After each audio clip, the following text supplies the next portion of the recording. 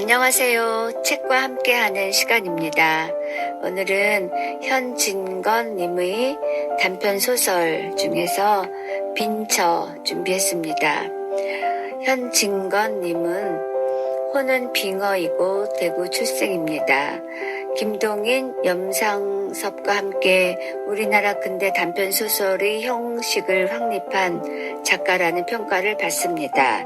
1920년대에는 강한 현실 인식을 사실주의 기법으로 표현했고 사회의 부조리에 대한 작품을 썼습니다. 1930년대 후기에 들어서는 역사에 대한 작품으로 눈을 돌려 당대의 일제 탄압에 대한 현실 도피라는 비난을 받기도 했으나 저항이 불가능한 현실에 대한 부정 그 자체가 일제 탄압에 대한 대응 방법이었다는 긍정적 측면으로 이야기되기도 합니다. 대표작으로는 빈처, 술 권하는 사회, 할머니의 죽음, 고향, 운수 좋은 날, 무영탑 등이 있습니다. 그러면 오늘 빈처 작품 속으로 들어가 보겠습니다. 빈처, 그것이 어찌 없을까? 아내가 장문을 열고 무엇을 찾더니 입안 말로 중얼거린다. 무엇이 없어?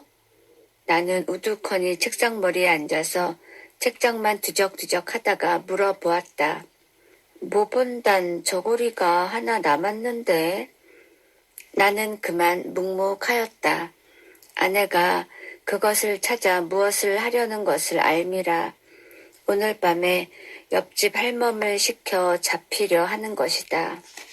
이 2년 동안에 돈 한 푼 나는 데 없고 그대로 줄이면 시장할 줄 알아 기구와 의복을 전당국 창고에 들이밀거나 고물상 한 구석에 세워두고 돈을 얻어오는 수밖에 없었다. 지금 아내가 하나 남은 모본단 저고리를 찾는 것도 아침거리를 장만하려 함이다. 나는 입맛을 쩍쩍 다시고 폈던 책을 덮으며 후 한숨을 내쉬었다. 봄은 벌써 반이나 지났건만은 이슬을 실은 듯한 밤기운이 방구석으로부터 슬금슬금 기어나와 사람에게 안기고 비가 오는 까닭인지 밤은 아직 깊지 않건만 인적조차 끊어지고 온 천지가 빈 듯이 고요한데 투닥투닥 떨어지는 빗소리가 하염없이 구슬픈 생각을 자아낸다. 빌어먹을 것 되는 대로 되어라. 나는 점점 견딜 수 없어 두 손으로 흐트러진 머리카락을 쓰다듬어 올리며 중얼거려 보았다. 이 말이 더욱 처량한 생각을 일으킨다. 나는 또 한 번 한숨을 내쉬며 왼팔을 베고 책상에 쓰러지며 눈을 감았다. 이 순간에 오늘 지낸 일이 불현듯 생각이 난다. 늦게야 점심을 마치고 내가 막 관련 한 개의 비를 피워 물적에 한성은행 다니는 T가 01이라고 찾아왔다.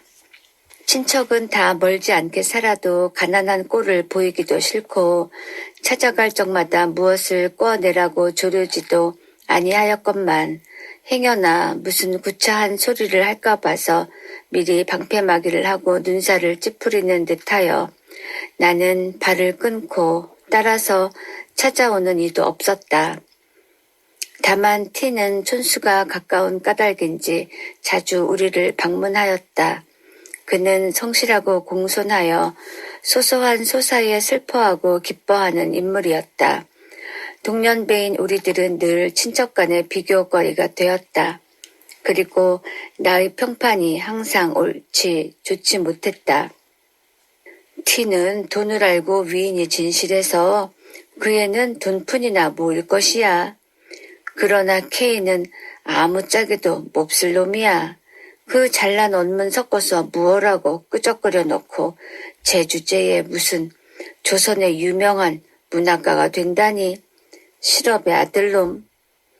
이것이 그네들의 평판이었다. 내가 문학인지 무엇인지 하는 소리가 까닭 없이 그네들이 비위에 틀린 것이다. 더군다나 나는 그네들이 생일이나 혹은 대사 때에 돈 한 푼 이렇다는 일이 없고 티는 소위 착실히 돈벌이를 해가지고 국수 밥술에나 보조를 하는 까닭이다. 얼마 아니 되어 T는 잘 살 것이고 K는 거지가 될 것이니 두고 보아. 오천 당숙은 이런 말씀까지 하였다고 한다. 입 밖에는 아니 내어도 친부모 친형제까지라도 심중으로는 다 이렇게 생각할 것이다. 그래도 부모는 달라서 화가 나시면 네가 그리하다가는 말경에는 버렁뱅이가 되고 말 것이야 라고 꾸중은 하셔도 사람이란 늦복 모르느니라. 그런 사람은 또 그렇게 되느니라 하시는 것이 스스로 위로하는 말씀이고 또 며느리를 위로하는 말씀이었다. 이것을 보아도 하는 수 없는 놈이라고 단념을 하시면서 그래도 잘 되기를 바라시고 축원하시는 것을 알겠더라. 여하간 이만하면 T의 사람됨을 과히 알 수가 있다. 그리고 그가 우리 집에 올 것 같으면 지어서 쾌활하게 웃으며 힘써 재미있는 이야기를 하였다. 단둘이 고적하게 그날을 보내는 우리에게는 더할 수 없이 반가웠었다. 오늘도 그가 활발하게 집에 쑥 들어오더니 신문지에 싼 기름한 것을 이것 봐라 하는 듯이 마루 위에 올려놓고 분주히 구두끈을 끄른다. 이것은 무엇인가? 나는 물어보았다. 저 제 처의 양산이야요. 쓰던 것이 벌써 낡았고 또 살이 부러졌다나요. 그는 구두를 벗고 마루에 올라서며 나오는 웃음을 참지 못하여 벙글벙글하면서 대답을 한다. 그는 나의 아내를 돌아보며 돌연히 아주머니 좀 구경하시렵니까? 하더니 싼 종이와 집을 벗기고 양산을 펴 보인다. 흰 비당 바탕에 두어 가지 매화를 수놓은 양산이었다. 검정이는 좋은 것이 많아도 너무 칙칙해 보이고 회색이나 누렁이는 하나도 그것이야 싶은 것이 하나도 없어서 이것을 산걸요. 그는 이것보다도 더 좋은 것을 살 수가 있나 하는 뜻을 보이려고 애를 쓰며 이런 변명까지 한다. 이것도 퍽 좋은데요. 이런 칭찬을 하면서 양산을 펴들고 이리저리 홀린 듯이 들여다보고 있는 아내의 눈에는 나도 이런 것을 하나 가졌으면 하는 생각이 역력히 보인다. 나는 갑자기 불쾌한 생각이 와락 일어나서 방으로 들어오며 아내의 양산 보는 양을 빙그레 웃고 바라보고 있는 T에게 여보게 방에 들어오게 그려. 우리 이야기나 하세. T는 따라 들어와 물가 폭등에 대한 이야기며 자기 월급이 오른 이야기며 주권을 몇 주 사두었더니 꽤 이익이 남았다든가 각 은행 사무원 경기회에서 자기가 우월한 성적을 얻었다든가 이런 것 저런 것 한참 이야기하다가 돌아갔었다. T를 보내고 책상을 향하여 짓던 소설의 결미를 생각하고 있을 즈음에 여보, 아내의 떠는 목소리가 바로 내 귀 곁에서 들린다. 핏기 없는 얼굴에 살짝 붉은 빛이 돌며 어느 결에 내 곁에 바짝 다가앉았더라. 당신도 살 도리를 좀 하세요. 나는 또 시작하는구나 하는 생각이 번개같이 머리에 번쩍이며 불쾌한 생각이 벌컥 일어난다. 그러나 무엇하고 대답할 말이 없어 묵묵히 있었다. 우리도 남과 같이 살아보아야지요. 아내가 T의 양산에 단단히 자극을 받은 것이다. 예술가의 처노릇을 하려는 독특한 결심이 있는 그는 좀처럼 이런 소리를 입 밖에 내지 아니하였다. 그러나 무엇에 상당한 자극만 받으면 참고 참았던 이런 소리를 하게 되는 것이다. 나는 이런 소리를 들을 적마다 그럴만도 하다는 동정심이 없지 아니하나 심사가 어쩐지 좋지 못하였다. 이번에도 그럴만도 하다는 동정심이 없지 아니하되 또한 불쾌한 생각을 억제키 어려웠다. 잠깐 있다가 불쾌한 빛을 나타내며 갑작스럽게 살 도리를 하라면 어찌할 수가 있어. 차차 들 때가 있겠지. 아이고, 차차란 말씀 그만 두구려. 어느 천년에. 아내의 얼굴에 붉은 빛이 짙어지며 전에 없이 흥분한 어조로 이런 말까지 하였다. 자세히 보니 두 눈에 은은히 눈물이 고이었더라. 나는 잠시 멍멍하게 있었다. 성난 불길이 치받쳐 올라온다. 나는 참을 수 없었다. 막벌이 꾼한테 시집을 갈 것이지. 누가 내게 시집을 오랬소. 저 따위가 예술가의 처가 다 뭐야? 사나운 어조로 물풍스럽게 소리를 꽥 질렀다. 에그. 살짝 얼굴빛이 변해지며 어이없이 나를 보더니 고개가 점점 수그러지며 한 방울 두 방울 방울방울 눈물이 장판 위에 떨어진다. 나는 이런 일을 가슴에 그리며 그래도 내일 아침거리를 장만하려고 옷을 찾는 아내의 심중을 생각해 보니 말할 수 없는 슬픈 생각이 가을 바람과 같이 설렁설렁 심고를 분지르는 것 같다. 쓸쓸한 빗소리는 굵었다 가늘었다. 의연히 적적한 밤 공기에 더욱 처량히 들리고 그을음 앉은 등빛 속에서 비치는 불빛은 구름에 달인 달빛처럼 우는 듯 조는 듯 구차히 얻어 산 몇 권 양책의 표제 금자가 번쩍거린다. 장 앞에 초연히 서 있던 아내가 무엇이 생각났는지 고개를 끄덕끄덕하며 들릴 듯 말 듯 무관의 소리로 오호 옳지 참 그날 찾았소? 아니야요. 벌써 저 인천 사시는 형님이 오셨던 날. 아내가 애써 찾던 그것도 벌써 전당포의 고운 먼지가 앉았구나. 종지 하나라도 차근차근 아랑곳하는 아내가 그걸 잡혔는지 안 잡혔는지 그것을 모르는 것을 보면 빈곤이 얼마나 그의 정신을 물어뜯었는지 과히 알겠다. 한참 동안 서로 아무 말이 없었다.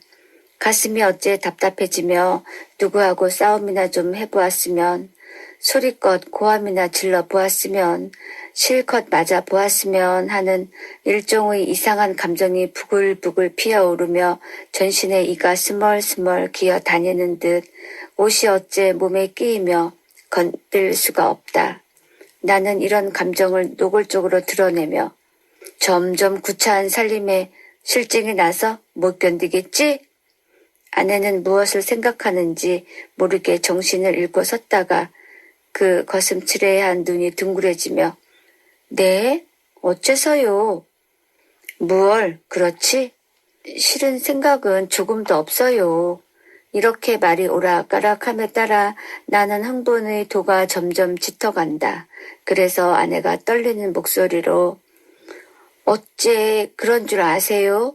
하고 반문할 적에 나를 숙맥으로 하루?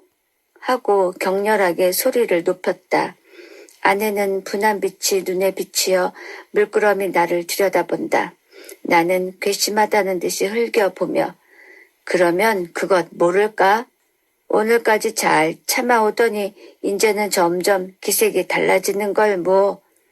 물론 그럴 만도 하지만은 이런 말을 하는 내 가슴에는 지난 일이 활동사진 모양으로 얼른 나타난다. 6년 전 그때 나는 16세이고 저는 18세였다. 우리가 결혼한 지 얼마 아니 되어 지식에 목마른 나는 지식의 바닷물을 얻어 마시려고 표연히 집을 떠났었다. 광풍에 나부끼는 버들린 모양으로 오늘은 진화, 내일은 일본으로 굴러다니다가 금전의 탓으로 지식의 바닷물도 흠씬 마셔보지도 못하고 반 거들충이가 되어 집에 돌아오고 말았다. 내게 시집 올 때에는 방글방글 피려는 꽃봉오리 같던 아내가 어느 겨를에 기울어가는 꽃처럼 두 뺨에 선연한 빛이 스러지고 벌써 두어 금 가는 줄이 그리워졌다. 처가덕으로 집칸도 장만하고 세간도 얻어 우리는 소위 살림을 하게 되었다. 처음에는 그럭저럭 지냈었지만 한 푼 나는 데 없는 살림이라 한 달 가고 두 달 갈수록 점점 곤란해질 따름이었다. 나는 보수 없는 독서와 가치 없는 창작으로 해가 지며 날이 새며 쌀이 있는지 나무가 있는지 망연케 몰랐다. 그래도 때때로 맛있는 반찬이 상에 오르고 입은 옷이 과히 추하지 아니함은 전혀 아내의 힘이었다. 전들 무슨 벌이가 있으리요. 부끄러움을 무릅쓰고 친가에 가서 눈치를 보아가며 구차한 소리를 하여 가지고 얻어온 것이었다. 그것도 한두 번이야 말이지. 장구한 세월에 어찌 늘 그럴 수 있으랴. 말경에는 아내가 가져온 세간과 의복에 손을 대는 수밖에 없었다. 잡히고 파는 것도 나는 아른 채도 아니하였다. 그가 애를 쓰며 퉁명스러운 옆집 할멈에게 돈푼을 주고 시켰었다. 이런 고생을 하면서도 그는 나의 성공만 마음속으로 깊이 깊이 믿고 빌었었다. 어느 때에는 내가 무엇을 짓다가 마음에 맞지 아니하여 쓰던 것을 집어 던지고 화를 낼 적에 왜 마음을 조급하게 잡수세요. 저는 꼭 당신의 이름이 세상에 빛날 날이 있을 줄 믿어요. 우리가 이렇게 고생을 하는 것이 장차 잘 될 근본이야요. 하고 그는 스스로 흥분되어 눈물을 흘리며 나를 위로하는 적도 있었다. 내가 외국으로 다닐 때에 소위 신풍조에 뛰어 까닭없이 구식 여자가 싫어졌다. 그래서 나는 일찍이 장가든 것을 매우 후회하였다. 어떤 남학생과 어떤 여학생이 서로 연애를 주고받고 한다는 이야기를 들을 적마다 공연히 가슴이 뛰놀며 부럽기도 하고 비감스럽기도 하였다.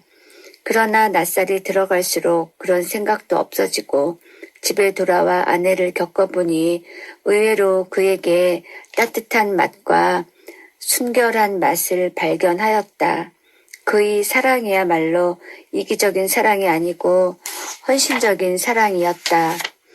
이런 줄을 점점 깨닫게 될 때에 내 마음이 얼마나 행복스러웠으랴.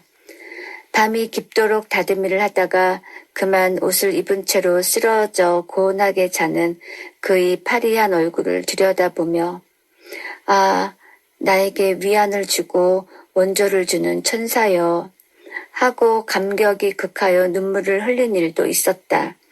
내가 알다시피 내가 별로 천품은 없으나 어쨌든 무슨 저작가로 몸을 세워보았으면 하여 나날이 창작과 독서에 전심력을 바쳤다. 물론 아직 남에게 인정될 가치는 없는 것이다. 그 영향으로 자연 일상생활이 마류하게 되었다. 이런 곤란에 그는 근 2년 견디어 왔건만 나의 하는 일은 오히려 아무 보람이 없고 방 안에 놓였던 세간이 줄어지고 장롱에 찼던 옷이 거의 다 없어졌을 뿐이다. 그 결과 그다지 견딜성 있던 그도 요사이 와서는 때때로 쓸데없는 탄식을 하게 되었다. 손잡이를 잡고 마루 끝에 우두커니 서서 하염없이 먼 산만 바라보기도 하며 바느질을 하다 말고 실신한 사람 모양으로 멍멍이 앉았기도 하였다. 창경으로 비치는 어스름한 햇빛에 나는 흔히 그의 눈물을 머금은 근심 있는 눈을 발견하였다. 이럴 때에는 말할 수 없는 쓸쓸한 생각이 들며 일 없이 마누라 하고 부르면 그는 몸을 움찔하고 고개를 저리 돌려 치맛자락으로 눈물을 씻으며 네? 하고 울음에 떨리는 가는 대답을 한다. 나는 등에 물을 끼얹는 듯 몸이 으쓱해지며 처량한 생각이 싸늘하게 가슴에 흘렀다. 그러지 않아도 자비하기 쉬운 마음이 더욱 심해지며 내가 무자격한 탓이다 하고 스스로 멸시를 하고 나니 더욱 견딜 수 없다. 그럴 만도 하다 라는 동정심이 없지 아니하되 그래도 그만 불쾌한 생각이 일어나면 계집이란 할 수 없어. 혼자 이런 불평을 중얼거리었다. 환등 모양으로 하나씩 둘씩 이런 일이 가슴에 나타나니 무엇라고 말할 용기조차 없어졌다. 나의 유일의 신앙자이고 위로자이던 저까지 이제는 나를 안이 믿게 되었다. 그는 마음속으로 네가 6년 동안 내 살을 깎고 점이었구나 이 원수야 라고 할 것이다. 이렇게 생각함에 그의 불같던 사랑까지 없어져 가는 것 같았다. 아니 흔적도 없이 사라지고 만 것 같았다. 나는 감상적으로 허둥허둥하며 낸들 마누라를 고생시키고 싶어 시켰겠소. 비단 옷도 해주고 싶고 좋은 양산도 사주고 싶어요. 그러길래 온종일 쉬지 않고 공부를 아니하오. 남 보기에는 편편히 노는 것 같아도 실상은 그렇지 않아. 본들 모른단 말이오.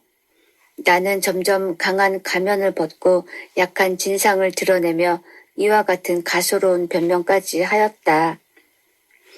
온 세상 사람이 다 나를 비소하고 모욕하여도 상관이 없지만 마누라까지 나를 아니 믿어주면 어찌한단 말이오. 내 말에 스스로 자극이 되어가지고 마침내 길이 탄식을 하고 그만 쓰러졌다. 이 순간에 고개를 숙이고 하염없이 입술만 물어뜯고 있던 아내가 호련 여보 울음소리를 떨면서 무너지는 듯이 내 얼굴에 쓰러진다. 용서 하고는 북받쳐 나오는 울음에 말이 막히고 불덩이 같은 두 뺨이 내 얼굴을 누르며 흑흑 느끼어 온다. 그의 두 눈으로부터 샘솟듯 하는 눈물이 제 뺨과 내 뺨 사이를 따뜻하게 젖어 퍼진다.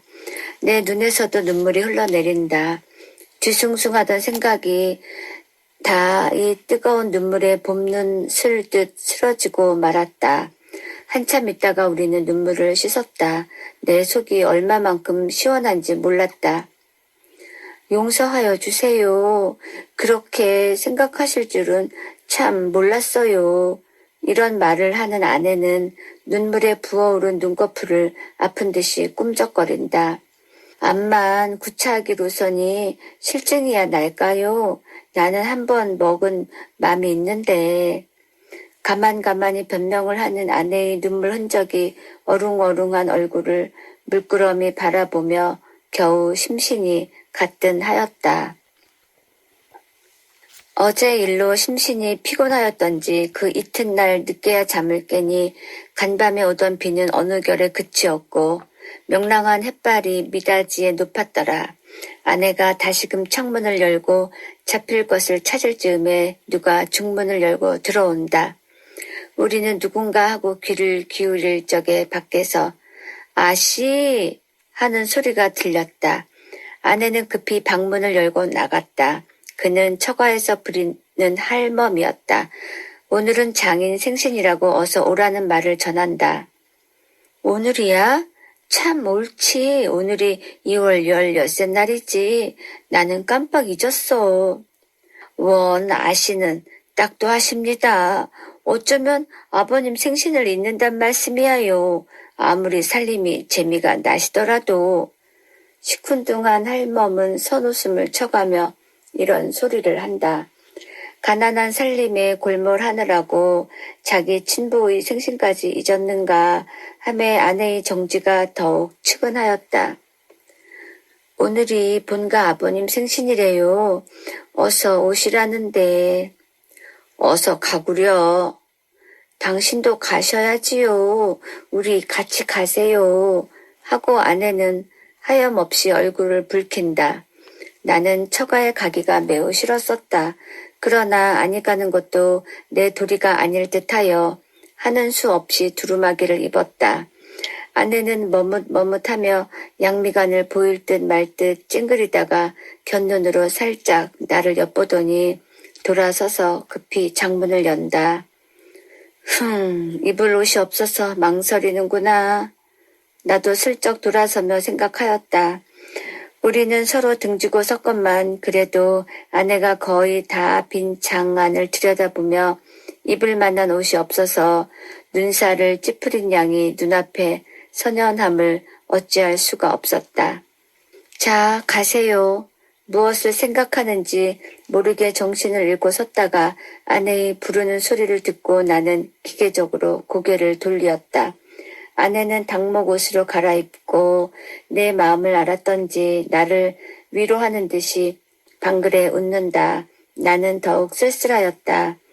우리 집은 천변 배달이 곁이었고 처가는 안국동에 있어 그 거리가 꽤 멀었다. 나는 천천히 가노라 하고 아내는 속히 오느라고 오건만은 그는 늘 뒤떨어졌다. 내가 한참 가다가 뒤를 돌아다보면 그는 늘 멀리 떨어져 나를 따라오려고 애를 쓰며 주춤주춤 걸어온다. 길가에 다니는 어느 여자를 보아도 거의 다 비단 옷을 입고 고운 신을 신었는데 닭목 옷을 허술하게 차리고 총록 당해로 타박타박 걸어오는 양이 나에게 얼마나 애연한 생각을 일으켰는지. 한참 만에 나는 넓고 높은 처갓집 대문에 다다랐다. 내가 안으로 들어갈 적에 낯선 사람들이 나를 흘끔흘끔 본다. 그들의 눈에 이 사람이 누구인가? 아마 이 집 하인인가 보다 하고 경멸하는 빛이 있는 것 같다. 안 대청 가까이 들어오니 모두 내게 분분히 인사를 한다. 그 인사하는 소리가 내 귀에는 어째 비소하는 것 같기도 하고 모욕하는 것 같기도 하여 공연히 가슴이 두근거리고 얼굴이 후끈거린다. 그 중에 제일 내게 친숙하여 인사하는 사람이 있다. 그는 아내보다 3년 맞은 처형이었다. 내가 어려서 장가를 들었으므로 그때 나는 그에게 못 견디게 시달렸다. 그때는 그게 싫기도 하고 밉기도 하더니 지금 와서는 그때 그러한 것이 도리어 우리를 무관하게 정답게 만들었다. 그는 인천 사는데 자기 남편이 기밀을 하여 가지고 이번에 돈 10만 원이나 착실히 땄다 한다. 그는 자기 잘 사는 것을 자랑하고자 함인지 비단을 내리감고 얼굴에 부유한 태가 잘잘 흐른다. 그러나 분으로 숨기려고 애쓴 보람도 없이 눈 위에 퍼렇게 멍든 것이 내 눈에 띄었다. 왜 마누라는 어쩌고 혼자 오세요? 그는 웃으며 이런 말을 하다가 중문편을 바라보더니 그러면 그렇지. 동부인 안 하고 오실라고? 혼자 주고받고 한다. 나도 이 말을 듣고 슬쩍 돌아다 보니 아내가 벌써 중문 앞에 들어섰다. 그 수척한 얼굴이 더욱 수척해 보이며 눈물 고인 듯한 눈이 하염없이 웃는다. 나는 유심히 그와 아내를 번갈아 보았다. 처음 보는 사람은 분간을 못하리만큼 그들의 얼굴은 혹사하다. 그런데 얼굴빛은 어쩌면 저렇게 틀리는지. 하나는 이글이글 만발한 꽃 같고 하나는 시든 마른 낙엽 같다. 아내를 형이라고 처형을 아우라 하였으면 아무라도 속을 것이다. 또 한 번 아내를 보며 말할 수 없는 쓸쓸한 생각이 다시금 가슴을 누른다. 딴 음식은 별로 먹지도 아니하고 못 먹는 술을 넉 잔이나 마시었다. 그래도 바늘방석에 앉은 것처럼 견딜 수가 없다. 집에 가려고 나는 몸을 일으켰다. 골치가 띵하며 내가 선 방바닥이 마치 폭풍에 도도하는 파도같이 높았다 낮았다 어질어질해서 곧 쓰러질 것 같다. 이 거동을 보고 장모가 황망히 일어서며 술이 저렇게 취해가지고 어디로 갈라고? 여기서 한잠 자고 가게. 나는 손을 내저으며 아니에요. 집에 가겠어요. 취한 소리로 중얼거리었다. 저를 어쩌나. 장모는 걱정을 하시더니 할멈 어서 인력거 한 채 불러오게 라고 한다. 취중에도 인력거를 태우지 말고 그 인력거 삭을 나를 주었으면 책 한 권을 사 보련만 하는 생각이 있었다. 인력거를 타고 얼마 아니 가서 그만 잠이 들었다. 한참 자다가 잠을 깨어보니 방 안에 벌써 난포불이 켜져 있는데 아내는 어느 결에 왔는지 외로이 앉아 바느질을 하고 화로에서는 무엇이 끓는 소리가 보글보글 하였다. 아내가 나의 잠긴 것을 보더니 급히 화로에 얹은 것을 만져보며 이제 그만 일어나 진지를 잡수세요 하고 불이 나게 일어나 아랫목에 파묻어둔 밥그릇을 꺼내어 미리 차려둔 상에 얹어서 내 앞에 갖다 놓고 일변 화로를 당기어 더욱 반찬을 집어 얹으며 자 어서 일어나세요 라고 한다. 나는 마지못하여 하는 듯이 부시시 일어났다. 머리가 오히려 아프며 목이 몹시 말라서 국과 물을 연에 들이켰다. 물만 잡수셔서 어째요. 진지를 좀 잡수셔야지. 아내는 이런 근심을 하며 밥상머리에 앉아서 고기도 뜯어주고 생선뼈도 추려주었다. 이것은 다 오늘 처가에서 가져온 것이다. 나는 만나게 밥 한 그릇을 다 먹었다. 내 밥상이 남에 아내가 밥을 먹기 시작한다. 그러면 지금껏 내 잠이 깨기를 기다리고 밥을 먹지 아니하였구나 하고 오늘 처가에서 본 일을 생각하였다. 어제 일이 있은 후로 우리 사이에 무슨 벽이 생긴 듯 하던 것이 그 벽이 점점 엷어져 가는 듯하며 가엾고 사랑스러운 생각이 일어났었다. 그래서 우리는 정답게 이런 이야기 저런 이야기를 하게 되었다. 우리의 이야기는 오늘 장인 생신잔치로부터 처형 눈 위에 멍든 것에 옮겨갔다.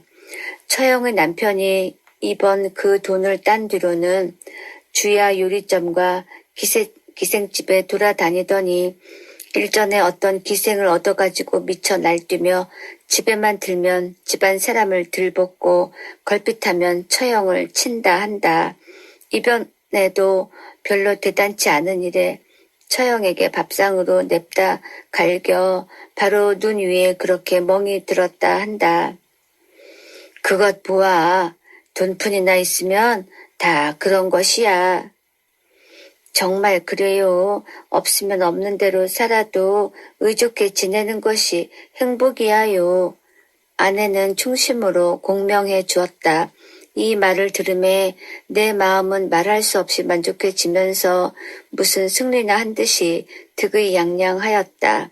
그리고 마음속으로 옳다, 그렇다, 이렇게 지내는 것이 행복이다 하였다. 이틀 뒤 해 어스름에 처형이 우리 집에 놀러 왔었다.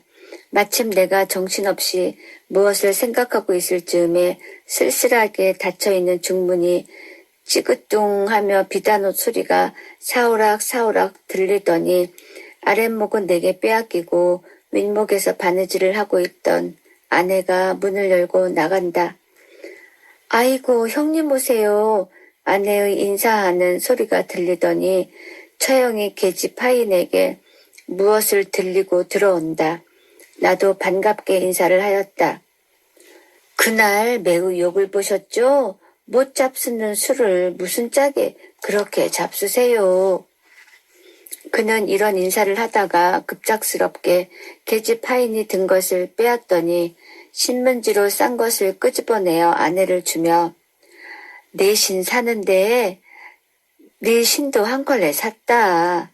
그날 총록당 해를 말을 하려다가 나를 곁눈으로 흘끗 보고 그만 입을 닫는다. 그것을 왜 또 사셨어요? 해쓱한 얼굴에 꽃물을 들이며 아내가 치사하는 것도 들은 채 만취하고 처형은 또 이야기를 시작한다. 올 적에 사랑 양반을 둘러서 돈 100원을 얻었겠지. 그래서 오늘 종로에 나와서 옷감도 바꾸고 신도 사고. 그는 자랑과 기쁨의 빛이 얼굴에 퍼지며 싼 볼을 끌러 이런 것이야 하고 우리 앞에 펼쳐놓는다. 자세히는 모르나 하여간 값 많은 품 좋은 비단인 듯하다. 무늬 없는 것, 무늬 있는 것, 회색, 초록색, 분홍색이 갖가지로 윤이 흐르며 색색이 빛이 나서 나는 한참 황홀하였다. 무슨 칭찬을 해야 되겠다 싶어서 참 좋은 것인데요. 이런 말을 하다가 나는 또 쓸쓸한 생각이 일어난다. 저것을 보는 아내의 심중이 어떠할까 하는 의문이 문득 일어남이라. 모두 좋은 것만 골라 샀습니다 그려. 아내는 인사를 차리느라고 이런 칭찬은 하나마 별로 부러워하는 기색이 없다. 나는 저기 의외의 감이 있었다. 처형은 자기 남편의 흉을 보기 시작하였다. 그 밉살스럽다는 둥, 추근추근하다는 둥, 말끝마다 자기 남편의 불미한 점을 들다가 문득 이야기를 끊어 일어선다. 왜 벌써 가시려고 하세요? 모처럼 오셨다가 반찬은 없어도 저녁이나 잡수세요. 하고 아내가 만류를 하니 아니 곧 가야지. 오늘 저녁차로 떠날 것이니까 가서 짐을 메어야지. 아직 차 시간이 멀었어? 아니 그래도 정거장에 일찍이 나가야지. 만일 기차를 놓치면 오죽 기다리실라고.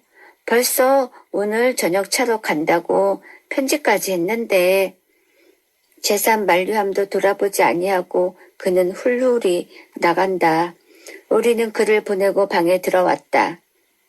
그까짓 것이 기다리는데 그다지 급급히 갈 것이 무엇이야.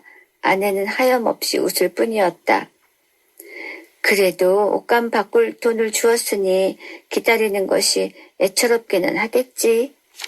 밉살스러우니 추근추근히 하니 하여도 물질이 만족만 얻으면 그것으로 기뻐하고 위로하는 그의 생활이 참 가련하다 하였다. 참 그런가 보아요. 아내도 웃으며 내 말을 받는다. 이때에 처형이 사준 신이 그의 눈에 띄었는지 그것을 집어들고 조심조심 펴보려다가 말고 머뭇머뭇한다. 그 속에 그를 해케할 무슨 위험품이나 든 것 같이. 어서 펴보구려. 아내는 이 말을 듣더니 자키 좋으랴 하는 듯이 활발하게 싼 신문지를 헤친다. 퍽 이쁜걸요.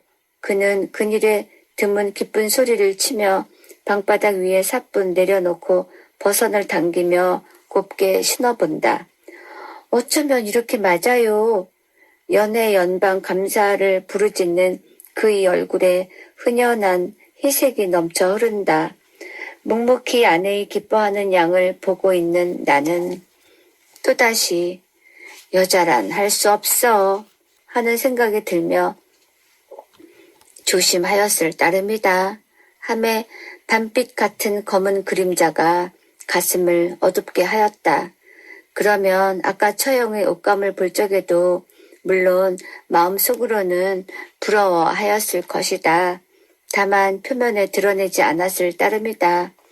겨우 어서 펴보구려 하는 한마디에 가슴에 숨겼던 생각을 속임없이 나타내는구나 하였다. 내가 무엇을 생각하고 있는지 저는 모르고 새신 신은 발을 조금 쳐들며 신 모양이 어때요? 매우 이뻐. 겉으로는 좋은 듯이 대답을 하였으나 마음은 쓸쓸하였다. 내가 제게 신 한 켤레를 사주지 못하여 남에게 얻은 것으로 만족하고 기뻐하는 거다. 웬일인지 이번에는 그만 불쾌한 생각이 일어나지 아니하였다. 처형이 동서를 밉다거나 무엇이니 하면서도 기차를 놓치면 남편이 기다릴까 염려하여 급히 가던 것이 생각난다. 그것을 미루어 아내의 심사도 알 수가 있다.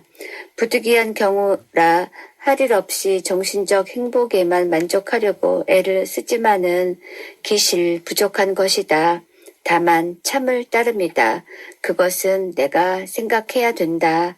이런 생각을 하니 그날 아내에게 그런 말을 한 것이 후회가 났다. 어느 때라도 제 은공을 갚아줄 날이 있겠지. 나는 마음을 조금 너그러이 먹고 이런 생각을 하며 아내를 보았다. 나도 어서 출세를 하여 비단신 한 켤레쯤은 사주게 되었으면 좋으련만. 아내가 이런 말을 듣기는 참 처음이다. 네? 아내는 제 귀를 못 믿어하는 듯이 의아한 눈으로 나를 보더니 얼굴에 살짝 열기가 오르며 얼마 안 돼요. 그렇게 될 것이야요.